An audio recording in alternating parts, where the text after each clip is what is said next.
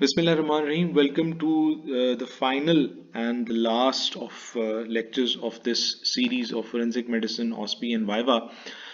इससे पहले जितने भी lectures हैं, I hope कि आपका उससे जो main chunk of revision है for OSPI वो पूरा हो गया होगा and I hope कि आपको उससे I'm not saying कि आपको उससे complete आपकी तैयारी हो गई होगी, लेकिन आपको एक डायरेक्शन, एक थोड़ी सी रिवीजन और एक थोड़ा आपको आइडिया हो गया होगा कि आपसे किस तरह की चीजें पूछी जा सकती हैं।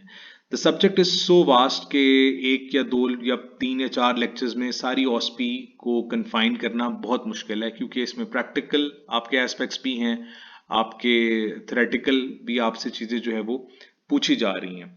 लेकिन इस लेक्चर का मकसद सिर्फ ये है कि अगर आप को एक ब्रीफ क्विक रिवीजन आपको करनी है तो आप इन लेक्चर्स की मदद से आप थोड़ा सा अपना नॉलेज जो है वो रिफ्रेश कर सकते हैं।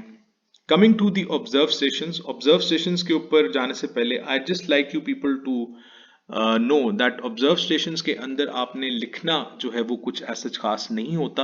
आपको एक कमांड दी जाती है, आपको एक टास्क दिया जाता है, आपके सामने वो लिखा होता है और आपने उस टास्क के जो स्टेप्स हैं वो आपने परफॉर्म करने होते हैं in front of your examiner या जो भी बंदा आपके सामने बैठा है। और आपके जो स्टेप्स आप परफॉर्म कर रहे होते हैं उस एग्जामिनर के पास एक चेकलिस्ट मौजूद होती है जो टिक करता जाता है कि आपने ये चीज़ें की हैं और उसके अकॉर्डिंगली फिर आपको मार्क्स दिए जाते हैं। हमारा जो OSPI पैटर्न है उसके अंदर भी आपको 4 मिनट ही मिलते हैं इस काम के लिए और इसके मार्क्स भी तकरीबन 4 ही होते हैं। 2 ऑब्जर्व स्टेशन जो है वो आपको दिए जा सकते हैं और इसके अंदर कोई टेबल ऑफ स्पेसिफिकेशंस या कोई ब्रेकअप ऐसा नहीं है कि ये किस टॉपिक में से आएगा, ये कहीं से भी कुछ भी पूछा जा सकता है। एक बहुत ही कॉमन स्टेशन जो कि आपसे पूछा जाता है टॉक्सिकोलॉजी से रिलेटेड, उसमें ये होता है कि आपके पास 3 से 4 बॉटल्स आपके सामने रख दी जाती हैं और आपको ये सिनारियो दे दिया जाता है कि name the toxicological specimens that should be sent in these bottles, या फिर ये टास्क दिया जाता है कि carefully pack the viscera for dispatch to chemical examiner, label the containers as well. अब before we move on to this station I like to make some things clear. पहली चीज तो ये कि अब जो भी स्पेसिमेंस हम टॉक्सी के बाद भेजते हैं टॉक्सिकोलॉजिकल एनालिसिस के लिए, वो पंजाब फॉरेंसिक साइंस एजेंसी जाते हैं, दैट इज PFSA। PFSA की न्यू गाइडलाइंस के मुताबिक आप सिर्फ चंद एक ही चीजें जो हैं वो आप भेजते हैं जिसमें ज्यादा स्ट्रेस उनका होता है ऑन ब्लड, अप्रोक्सीमेटली 50 ml या 50 cc, और यूरिन जो है वो भेजा जाता है, या कुछ केसेस के अंदर स्टमक और उसके कंटेंट्स जो हैं वो भी भेज दिए जाते हैं। These are mentioned in the new guidelines. I'll try to share the link with you people ताकि आप लोग वहाँ से जो है वो इसको देख सको कि PFSA के जो लेटेस्ट गाइडलाइंस हैं उनके जो उसके मुताबिक आपने टॉक्सिकोलॉजी के लिए क्या भेजना है। उसके बावजूद ये स्टेशन जो है वो एज इट इज आता है, आपके सामने 5 बोतलें रख दी जाती हैं और आपको या ये कमांड आपको दे दी जाती है।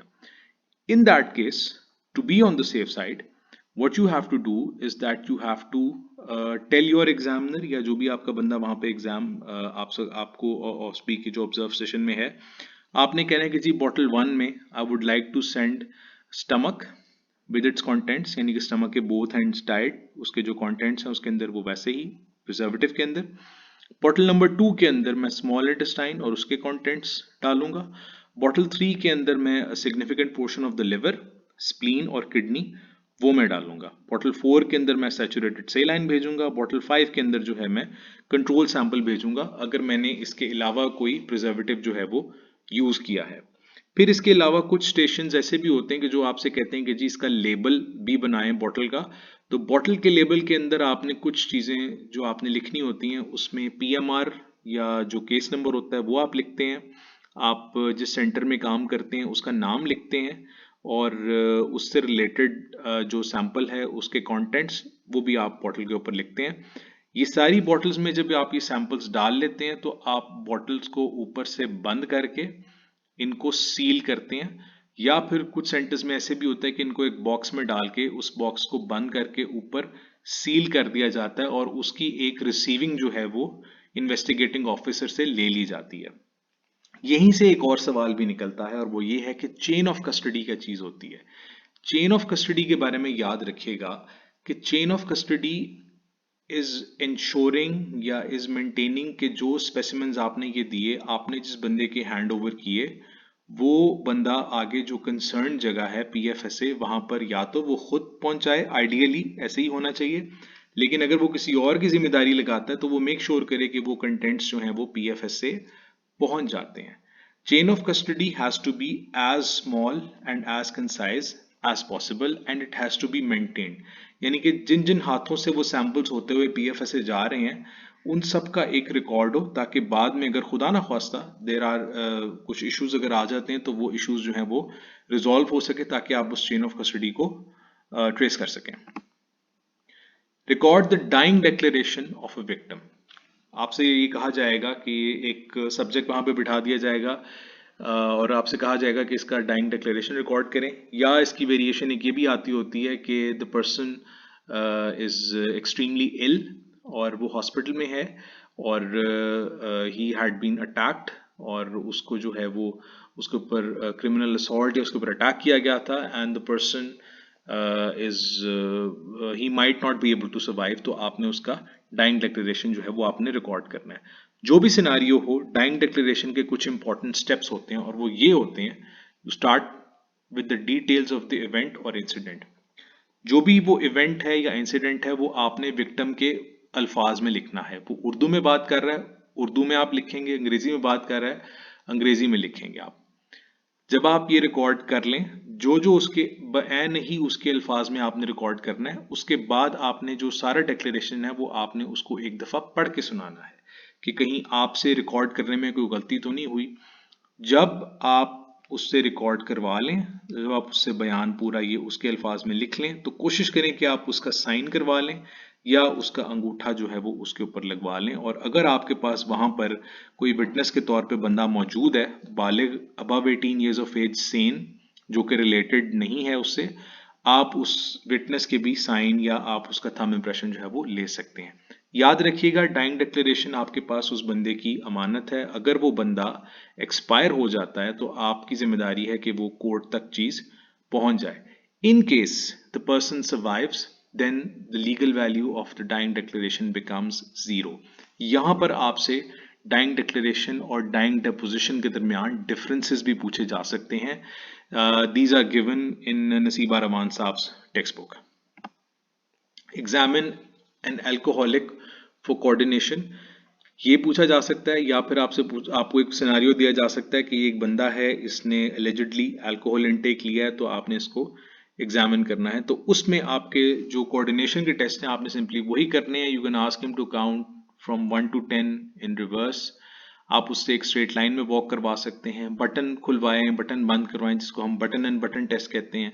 फिंगर नोज टेस्ट उससे करवा लें कि आप उससे कहें कि एक हाथ एक उंगली से अपनी नाक पर टच करे, फिर उसके बाद जो है वो आपकी उंगली को टच करे, और इस तरह अपने आप उसकी डायरेक्शन चेंज करवा के मल्टीपल आप उससे ये करवा सकते हैं। ये वही टेस्ट हैं जो फिजियोलॉजी के अंदर हम कोऑर्डिनेशन के लिए करवाया करते थे। उसका पोस्चर आप देख सकते हैं। Draw the primary autopsy incisions. Primary autopsy incisions वो ऑटोप्सी इंसिजन्स हैं जो आप विसराज को रिमूव करने के लिए या आप जो सबसे पहले बॉडी कैविटी ओपन करने के लिए आप लगाते हैं। उसमें आपके आई शेप्ड इंसिजन आ जाता है, वाई शेप्ड इंसिजन आ जाता है, मॉडिफाइड वाई शेप्ड इंसिजन आ जाता है, और अगर वो स्कैल्प पे आप बता दें कि इंटरमैस्टोइड इंसिजन होता है that passes through the vertex from one mastoid process to the other side of the to the other sides mastoid process. I shaped incision आपके जस्ट बिलो द चिन शुरू होता है, नीचे आप स्ट्रेट मूव करते हैं, स्पेयरिंग आप नीचे मूव करते हैं, आप जो स्टर्नल नॉच है उसके ऊपर से मूव करते हुए स्टर्नम के ऊपर से जाते हुए आप टुवर्ड्स द अम्बिलिकस नीचे की जाने मूव करते हैं, spare the umbilicus and then you finish your incision at the pubic symphysis.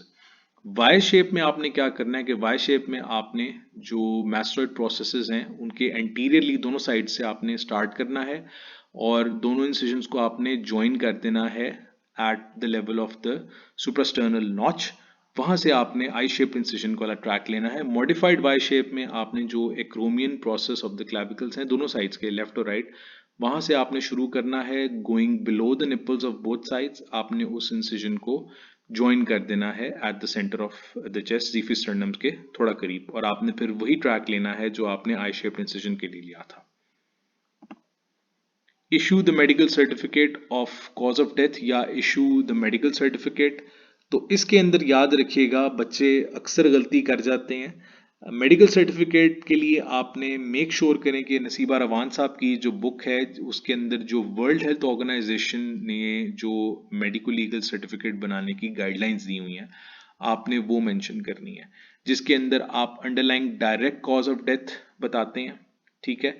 इसके अलावा आप वो डिजीज जिसकी वजह से वो कॉज ऑफ डेथ बनी, वो डिफॉर्मिटी या वो इंजरी जिसकी वजह से वो डायरेक्ट कॉज बनी लेकिन वो डायरेक्टली जो है उसकी वजह से डेथ नहीं हुई।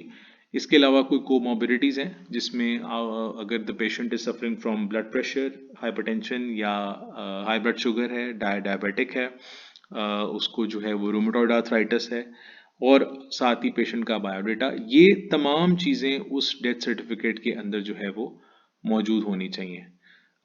इसके लिए बेस्ट ये है कि आप नसीबा रवान साहब की जो बुक है उसको एक दफ़ा आप ज़रूर कंसल्ट करें, उसके अंदर ये तमाम चीज़ें जो हैं वो डेथ सर्टिफिकेट के अंदर मौजूद होनी चाहिए। Record the thumb print, your thumb print या फिर जो आपके पास सब्जेक्ट है उसके थंब प्रिंट्स रिकॉर्ड कीजिए एंड आइडेंटिफाई द फिंगरप्रिंट्स। उसमें आपने थंब प्रिंट्स लगवाने हैं और आपने दो टेक्निक्स होती हैं, एक रोल ओवर मेथड है जिसके अंदर आपका थंब प्रिंट जो है वो पूरा एक जिसको कहते हैं कि थंब आप जब आप उसको रखते हैं उसको और थंब को आप रोल करते हैं। डैब मेथड होता है सिंपली आपने जो है वो फिंगर से आपने या थंब से आपने टच कर दिया पेपर को। इसके अलावा इंपॉर्टेंस ऑफ आइडेंटिफिकेशन यूजिंग थंबप्रिंट्स या फिंगरप्रिंट्स वो भी जो है वो आपसे पूछी जा सकती है। Examine the wound of the victim and issue an MLC certificate accordingly. आपको एक सिनारियो दिया जा सकता है जिसमें फायर आर्म है, जिसके अंदर आपके पास कोई स्टैब वुंड आ गया है, कोई इंसाइज वुंड आ गया है, तो आपने उसके अंदर एमएलसी का सर्टिफिकेट आपने कैसे बनाना है। तो उसके अंदर आपने उसके जो लेंथ है, विड्थ है, वो आपने देखनी है, कितने सेंटीमीटर्स लॉन्ग है, कितने सेंटीमीटर्स वाइड है, उसकी लोकेशन आपने डिस्क्राइब करनी है एनाटॉमिकल लैंडमार्क्स के लिहाज से। फॉर एग्जांपल आप इसको लिख सकते हैं कि 2 by 3 centimeters wound was found just above the right eyebrow, इतने centimetres from the right ear और इतने सेंटीमीटर्स अबव द आई। इन चीज़ों इस तरह से आपने लिखना है। इसमें मीडियल और लैटरल का जिक्र प्लीज़ ना कीजिएगा बिकॉज एमएलसी सर्टिफिकेट्स के अंदर आप जो टेक्निकल टर्म्स होती हैं मीडियल, लैटरल, इंफीरियर, सुपीरियर, वो आप नहीं लिखते होते। You have to describe the shape of its margins. Margins inverted हैं, ईवर्टेड हैं, उसके अंदर कोई आपको अगर कोई चीज़ अगर है ऐसी आपको मिल रही है जिसमें डस्ट है या जिसके अंदर कोई और ऐसी चीज़ है तो वो आपने मेंशन करनी है। You have to describe the collar of abrasion या जिसको हम उर्दू में खराशी पट्टी का नाम देते हैं कि उसके अंदर जो है वो कॉलर ऑफ अब्रेजन कैसा है, टैटूइंग है, बर्निंग है, ब्लैकनिंग है, या इसके अलावा अगर आपको वहाँ पे जो है वो ग्रीज मार्क्स अगर आपको मिल रहे हैं तो वो आपने बताने हैं। And you also have to examine the clothes of the victim to look for any corresponding holes. इस लेवल के ऊपर अगर मैं आपको एमएलसी करना सिखाऊं तो ये बहुत मुश्किल होगी, लेकिन अगर आप इन पॉइंट्स का ख्याल रखते हुए अपने ऑब्जर्व स्टेशन पे अपना एमएलसी सर्टिफिकेट उस एक स्पेसिफिक वूंड को डिस्क्राइब करने में कामयाब हो जाते हैं तो I think the job is done. What are the various manners of death, ये भी जो है वो पूछा गया है। तो वेरियस मैनर्स के अंदर याद रखिएगा death it can be natural और अननेचुरल। अननेचुरल जो डेथ होती है उसको हम फर्दर 3 मैनर्स में डिवाइड कर देते हैं। होमिसिडल यानी कि किसी एक इंसान ने दूसरे इंसान को मारा है, सुइसिडल किसी इंसान ने अपनी जान ली है, और एक्सीडेंटल यानी कि उसमें there was no intention of killing और there was no intention of dying but death occurred.